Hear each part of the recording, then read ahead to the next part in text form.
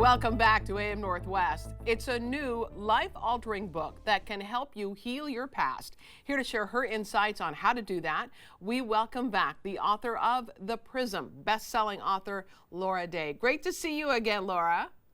Thank you so much for having me. You bet.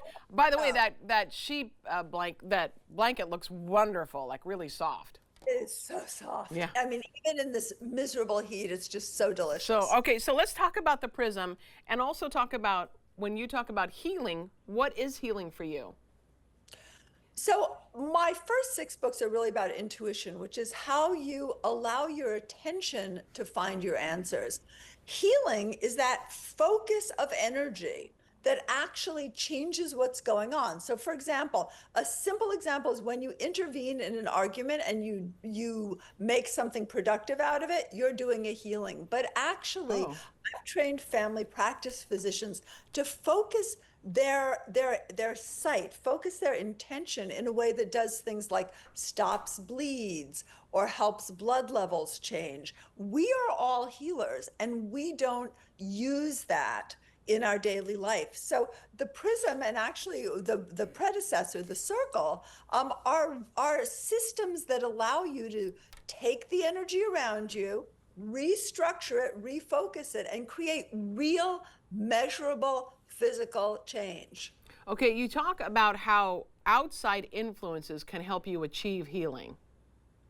So you are a structure, you're a prism, and part of the sad thing that I see people do over and over is they try harder at doing something that doesn't work. The answer is not inside of you. If the answer were inside of you, you wouldn't be asking the question. Wow, that's really powerful right there. Yeah, that makes sense.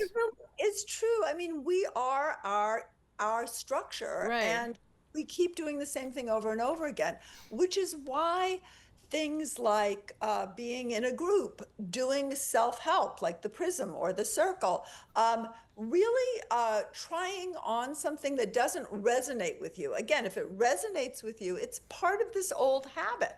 If it doesn't resonate with you, it makes change. And often, even in physical healing, when we're trying to cure a disease process, we're not trying to get something that works with the disease process, are we? We're trying to do something that cuts it off, that changes it, that fractures it, so that a healthy, desired state can come through. That's the same thing with everything, whether it's your business, your love life, your body, your relationships, anything at all. We need an outside catalyst if things aren't working the way we want them to. Can you give me an example? Absolutely, and it's one of my favorite. I did it for Oprah Magazine, which was at a horrible time, what I call a pond slime moment in my life. Yeah. I had to do this big event and I had to get a new dress, and I was on the anxiety diet where you lose 10 pounds and you look haggard and you weigh nothing. So I go into my favorite store and they give me a red dress. Now in my generation, redheads never wore red. That is right. Yeah, you're right. So, but he gave me a red dress. He said, and I really didn't even care. You know, when you're so down, you don't care. It's like, I don't care. Fine. Took the dress, put it on. First time in my entire life since birth, I've worn red. I go to this event, and if I tell you that people who never noticed me before all of a sudden came up, introduced themselves, even though I'd met them 100 times, they didn't recognize, you know, people kind of engaged me, like my whole life changed from wearing that red dress. People followed up afterwards. They saw me as this very dynamic person because I'm usually I mean, my husband bought me these earrings, but I'm usually super conservative. And I got so many opportunities from that. I actually indirectly met my husband through that, just from literally wearing a color I had never worn before. Those tiny changes can be very healing, but they never come from inside of you. I would never have bought red. Redheads don't wear red. Yeah, that's what I grew up hearing all the time. So what you're saying is, because you listened to that clerk who had an idea for you, that helped you. How can we take that lesson, and let's say it's healing from maybe even a childhood trauma? How do we take that lesson and use it in that way? Well, healing doesn't happen from the past. And that's another thing that I think people, that makes me very sad, is people are trying to find their trauma, what really happened. Research Oh. shows that when you go into your trauma, it re-traumatizes you. What's Oh. really important, and what I ask you to do, both in the circle and in the prism, is have a goal. Your trauma is going to meet you as you work through that goal. And then what you need to do is find new resources. Again, don't try harder from some idea you have inside of yourself. That comes from an old paradigm. Get self-help, get a therapist, go into a group, ask someone who you totally don't agree with, and do something safe, but something that doesn't resonate with you, like wearing red.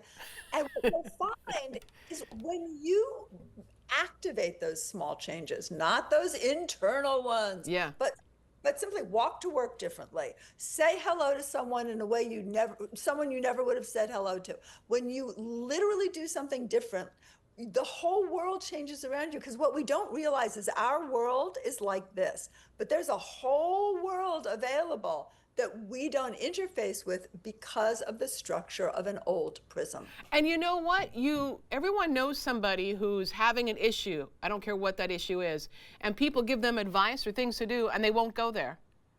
Absolutely. Yeah. Listen, I was like that when I was single. I had a rule. I do not date Hollywood. I don't date artists. I don't date. I broke the rule for a dear friend of mine who said, "Listen, you have to go to the same premieres anyway. Just have dinner with him." And I said, "Yeah, but don't encourage him. Not interested." I'm now married to him. I've been with him for years. Just because someone kind of bullied me into Yeah. doing something I never, ever, ever would have done. I just love that. We want to tell everyone again, the book is titled The Prism.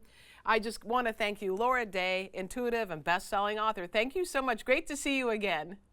Thank you. And I just want to say a miracle takes a moment. Everybody in your life is a healer. Use them as healers. Good point. Really good point. All right, we'll be right back with more AM Northwest. Don't go away.